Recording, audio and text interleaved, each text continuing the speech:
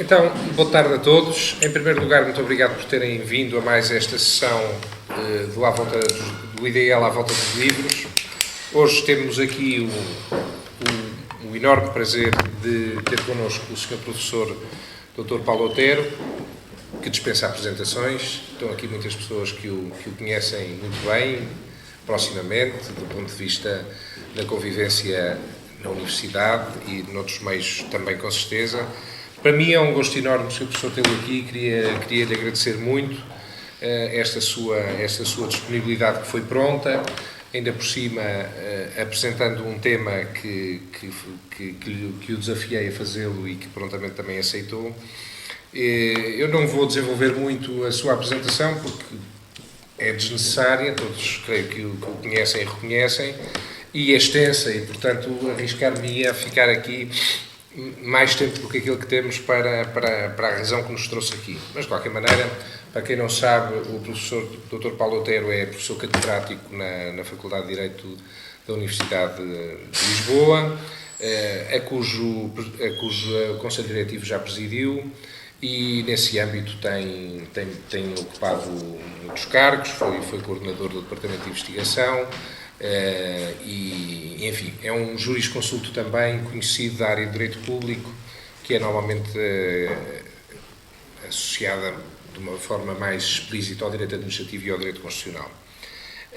Como académico, como catedrático, como autor que é, se não me engano, li que já publicou cerca de mais de 100 obras, confirma. É reconhecido também não só pelo brilhantismo científico e intelectual, mas também por ser uma pessoa de causas, um grande lutador que não se esconde atrás da ciência nem da cátedra, mas pelo contrário tem uma visão da ciência que é consequente e que emerge de uma visão valorativa do mundo e que, como tal, impõe-se também uma disponibilidade grande para combates e para causas, e isso, naturalmente, que nesta casa é também muito apreciado e reconhecido, e é o primeiro agradecimento que lhe fazemos. Muitos saberão que o Sr. Professor Paulo Otero apresentou em tempos uma proposta de Constituição da República Portuguesa, muito interessante, aliás, e com certeza também seria uma ótima oportunidade como ponto de partida para um debate. Uma Constituição que tem 14 artigos e em que o primeiro artigo começa por afirmar precisamente o primado da pessoa humana, de onde decorre depois toda a visão do que é a Constituição e que é assumida como, enfim, o Sr. Professor terá isso mais presente do que eu, e eu tinha um papel que deixei ali sobretudo não o trouxe, mas de qualquer maneira a Constituição é a ordem de valores que promove a justiça, a segurança, a liberdade. Enfim, achei curioso este aspecto. Não são estas as palavras textuais, mas de qualquer maneira pareceu-me muito interessante que a Constituição, como documento primeiro da ordem jurídica, é vista precisamente na base de uma visão ética e valorativa, e é também isso hoje que aqui lhe pedimos que nos ajude a pensar. Como sei que provavelmente não fará a apresentação da revista Direito e Política, eu permitir-me-ia só fazer aqui uma breve apresentação deste um dos últimos projetos que o Sr. Professor encabeçou, que é como seu diretor, e que realmente é um projeto de grande interesse e que aconselho vivamente a quem tiver oportunidade, se não a adquirir, pelo menos a consultar, porque é muito pertinente. A ligação do direito à política é de total pertinência, e o Sr. Professor e esta revista consegue, nesse âmbito, desafiar e congregar a academia para um conjunto de questões que se colocam ao nível também do debate político e que muitas vezes está desprovido dessa carga científica e académica. E neste contexto, basta ter a oportunidade de consultar já os 8 números que já existem, ou 7, para ver como são de total interesse. E o Sr. Professor tem a capacidade não só de agregar neste projeto grandes nomes da academia e outros mais promissores, mas também a capacidade de o fazer em torno de questões do dia-a-dia e com total pertinência imediata. Enfim, alguns com muito interesse, muito cuidado. Por exemplo, vou referir aqui alguns de temas que estão a reforma do Estado, por exemplo, com vários artigos em torno da questão tão falada da reforma do Estado, onde, entre outros, também tem um artigo do professor Freitas do Amaral, que é associado aqui desta casa e por isso o refiro, mas não só, o Dr. Pedro Melo, também associado desta casa, também tem um artigo sobre isso, sobre este tópico, mas depois há outras questões, como por exemplo a imposição, será que a imposição de limites ao déficit orçamental e à dívida pública é compatível com o Estado Social? E temos aqui um conjunto de artigos em torno desta problemática totalmente pertinente. E depois há outros artigos, enfim, sobre questões mais abstratas e menos pragmáticas, digamos assim, como seja quais são os limites ao dever de solidariedade entre membros de um governo de coligação. São questões abstratas, porque em concreto não se põem grandes problemas acerca disto, mas de modo muito interessante foi agarrado aqui por vários autores. Enfim, a dimensão ética da maternidade de substituição, questões como a constitucionalidade do casamento, enfim, não me quero alongar muito, Sr. Professor, só para reforçar um muito obrigado e neste âmbito do direito e da política, inevitavelmente também temos que introduzir a questão ética, não é assim? Muito obrigado, Sr. É, sem dúvida, agradeço antes de mais as suas palavras, tanto mais o agradecimento quanto o merecimento das mesmas. De qualquer forma, Sr. muito obrigado pelas amáveis palavras que me dirigiu e, naturalmente, muito boa noite a todos os presentes que se quiseram associar, não sendo Quaresma, a esta penitência que é pela hora e por aquilo que vão ouvir. Serei muito rápido e o tema que o Sr. Filipe Anacoreta Correia me desafiou foi para refletir sobre o direito, a ética e a política.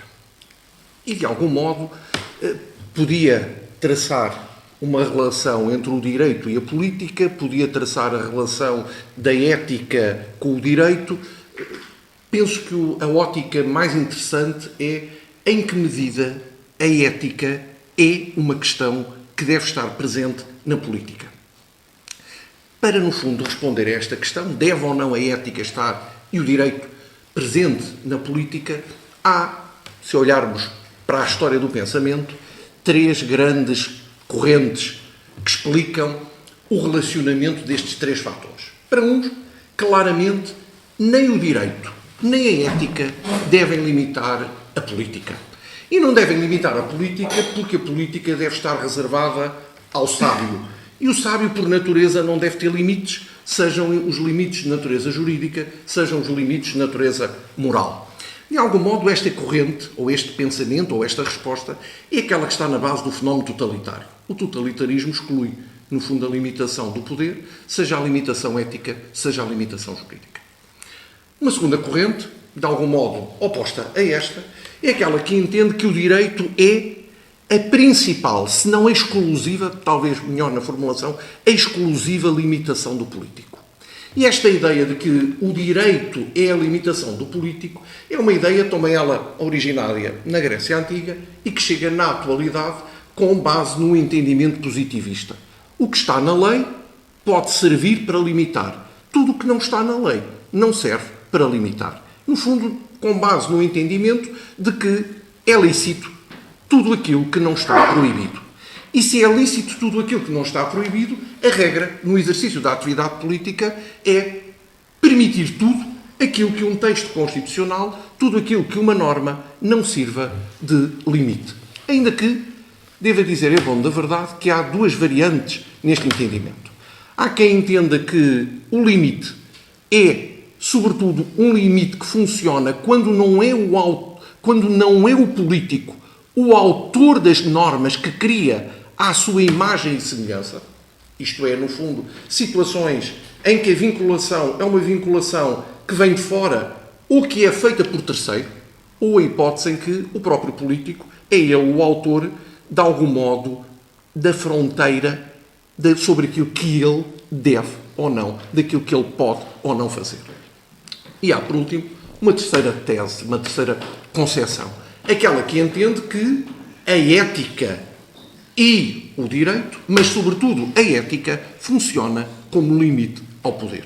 E funciona como limite ao poder, uma vez mais, é na Grécia Antiga que se gera este entendimento, é um entendimento reforçado pela Igreja Católica, sobretudo desenvolvido para além do período medieval de São Tomás de Aquino, desenvolvido no século XIX e no século XX, através da doutrina social da Igreja, e isto conduz-nos ao tema da dimensão ética da política.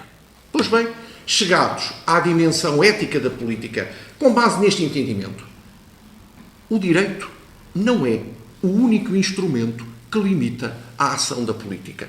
A política é também ela limitada pela ética. Mas, diria até que o fundamental que limita o político nem é o que está escrito numa norma constitucional ou num conjunto de normas constitucionais, mas é a dimensão ética que tem de estar sempre presente no exercício da atividade política. Pois bem, como é que se pode explicar isto? Para explicar esta dimensão ética da política, há fundamentalmente duas correntes. Há uma corrente que eu diria que, no caso português, foi absorvida pelo pensamento de matriz socialista, que fala na designada ética republicana. E esta ética republicana é uma ética fundamentalmente centrada em três ideias. A primeira, a importância do conceito de serviço público, de causa pública. A segunda, a ideia do reforço da competência técnica e do mérito de quem exerce o poder. E uma terceira e última ideia, que é a da transparência, quer no acesso, quer no exercício do poder. A esta tese pode-se opor uma outra concepção que eu diria que é uma concepção de ética constitucional. E esta ética constitucional não é apenas vocacionada para os titulares do poder. É mais do que isso. É, desde logo, uma ética que, de algum modo, reconfigura as fontes limitativas do poder. E reconfigura as fontes limitativas do poder com base neste entendimento. O poder não está apenas limitado por fontes jurídicas. O poder está também ele limitado por princípios. E princípios que retiram exclusividade às fontes jurídicas.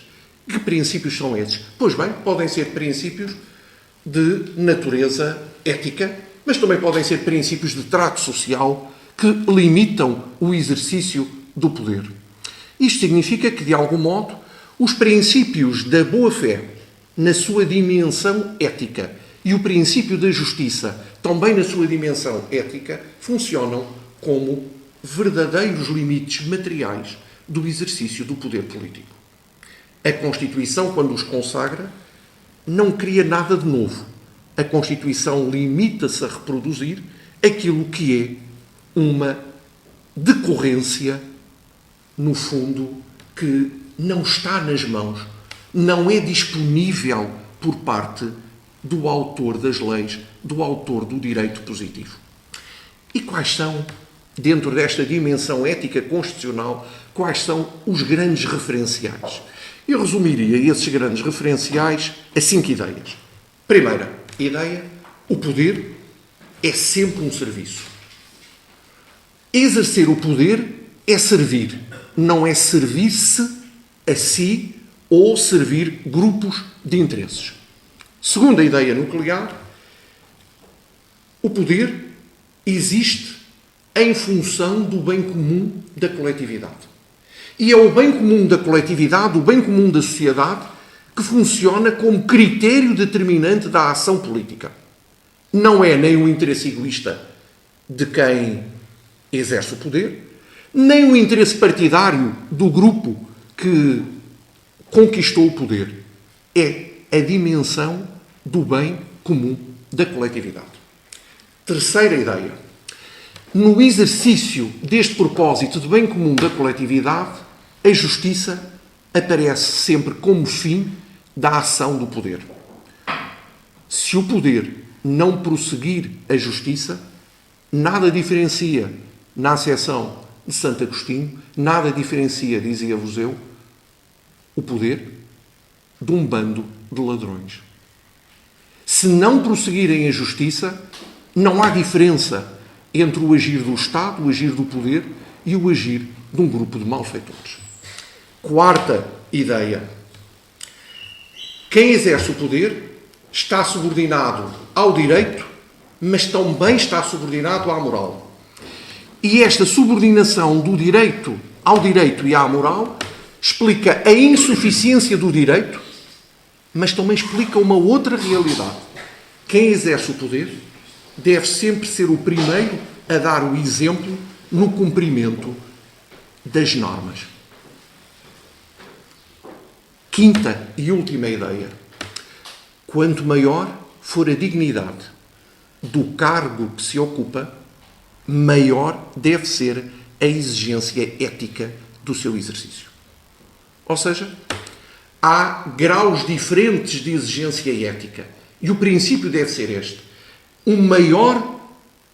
A maior dignidade, a maior responsabilidade decisória exige maior dimensão ética no exercício do poder. Mas também com uma consequência.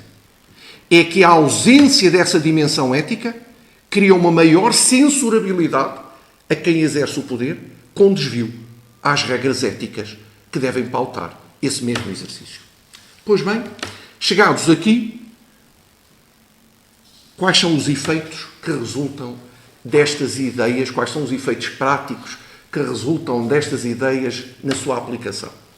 A primeira ideia é, naturalmente, a vinculação do político ao princípio da igualdade. E o princípio da igualdade diz-nos, desde logo, que deve existir uma diferença nítida entre a dimensão pública de quem exerce o poder e a sua dimensão privada ou a sua dimensão partidária. Num exemplo muito curioso de um político português do século XX que dizia que se ir à missa não era um ato oficial, não se deveria usar viatura oficial. Não preciso dizer qual era o político, já devem imaginar a quem me estou a referir, mas que traduz uma dimensão de exercício claro da fronteira entre o que é a esfera pública e o que é a esfera privada.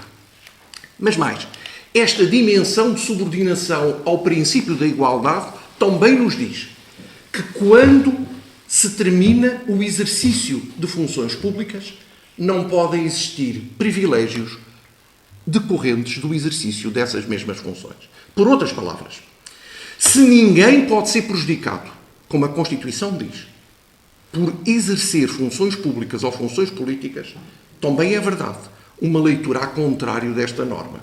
Ninguém deve ser privilegiado ou beneficiado por ter exercido essas mesmas funções. Segundo efeito, a ideia do princípio da imparcialidade. E o princípio da imparcialidade determina como regra fundamental a proibição de conflitos de interesses. A regra da distância entre quem decide e os destinatários dessa decisão. E isto tem particular importância, por exemplo, em matéria de vencimentos dos políticos, com duas regras nucleares. Primeira, não é admissível, apesar da Constituição, na letra, o permitir, não é admissível, dizia eu, que os deputados votem para si próprios aumento de salários. Dirão, mas então como é que isto se pode concretizar? Pode-se concretizar através deste mecanismo. Os deputados eleitos numa legislatura podem determinar o vencimento dos deputados da legislatura subsequente, mas não aplicarão a si essas mesmas regalias que estão a criar.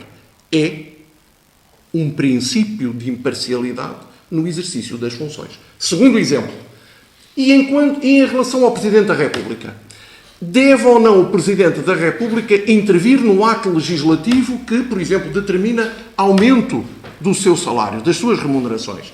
A meu ver, o Presidente da República está obrigado, nesses casos, a utilizar o veto político. Para quê? Para que o Parlamento, se assim se justificar, reaprove o diploma pela maioria exigida e ele esteja naturalmente obrigado a promulgar. Mas há mais. Dentro desta ideia de imparcialidade, a proibição das nomeações pós-exercício de funções. Isto é, há na atividade política portuguesa um facto muito estranho. E o facto estranho é este. Verifica-se que alguém, pelo facto de ter exercido funções governamentais, passa, a partir desse momento, a ter uma competência especial de gestão. Uma competência especial de gestão que o leva a ser nomeado ou para cargos de gestão em entidades públicas, ou a ser, sabe-se lá porquê, contratado por empresas privadas para exercer funções de gestão nessas empresas privadas. É um milagre. Às vezes, uns, mais modestos, conseguem a equiparação com disciplinas, através de certos aspectos curriculares, procuram a equiparação com disciplinas de uma determinada licenciatura. Outros, talvez num aspecto da sorte mais bafejados, mas com a mesma ideia, através do exercício das funções funções públicas, passam a ter um passaporte, como que uma licenciatura especial em gestão, e daí, naturalmente, se transformarem de um momento para o outro, o que significa que verdadeiramente o investimento não está em exercer funções públicas, mas o investimento está em se ter exercido funções públicas. O princípio da imparcialidade também exige, nestes casos, uma regra básica. E a regra básica é esta. Quem cessa o exercício de funções públicas deve regressar ao lugar de origem onde estava antes de ter iniciado essas mesmas funções públicas. Uma vez mais, a ideia de que ninguém pode ser beneficiado pela circunstância de ter exercido funções públicas. Terceira regra, depois da igualdade, da imparcialidade, o princípio da transparência. O princípio da transparência está ligado a dois valores nucleares. O valor da lealdade e o valor da verdade. O que significa que quem exerce funções públicas tem um especial dever de informar. Especial dever de informar, desde logo, no âmbito de uma lealdade institucional, os titulares dos outros órgãos públicos. Mas também um dever de informar a sociedade quando há alguma dúvida que seja suscitada. O que leva a uma afirmação, possivelmente discutível, que quem exerce funções públicas tem uma amputação do direito à reserva da vida privada.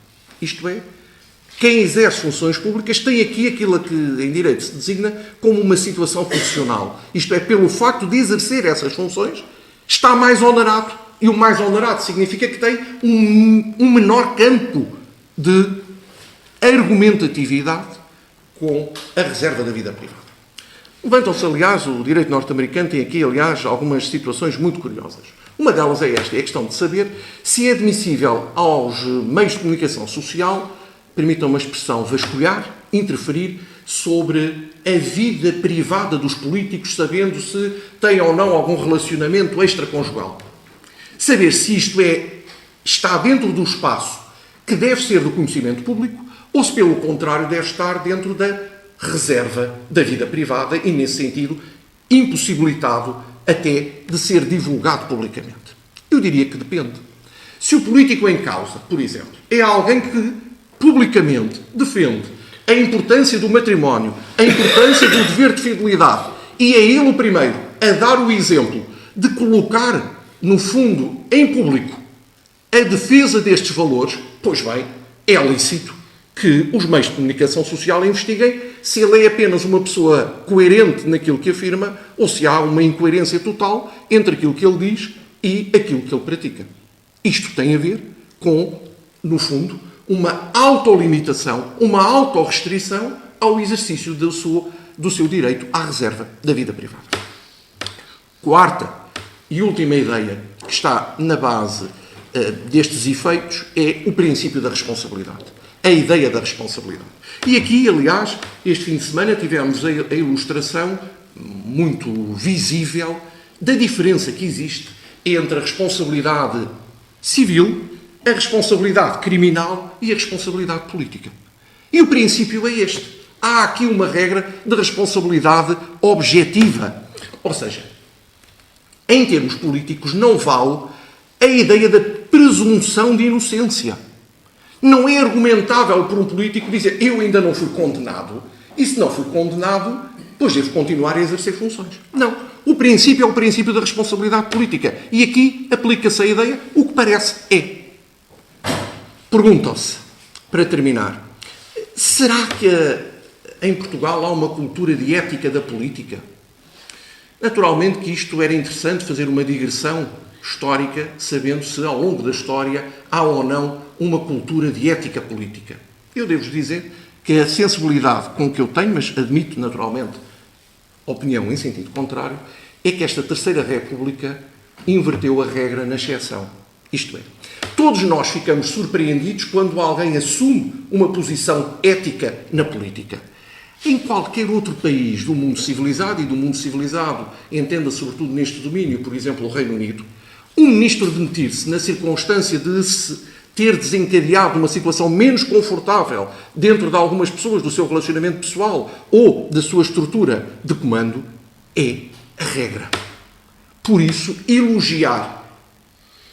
Quando num país se elogia a alguém cumprir regras éticas, é preocupante sobre qual é a regra de conduta normal. Quando nós verificamos, que pessoa tão simpática que até me deu os bons dias, é porque a regra, as pessoas não dão os bons dias. O que leva, no fundo, à conclusão, e a conclusão de algum modo preocupante, é que o que caracteriza esta Terceira República é precisamente o seu afundamento ético. A grande questão é saber se é um afundamento reversível ou irreversível. E aí cada um de nós terá, por certo, as suas próprias convicções também. Muito obrigado a todos.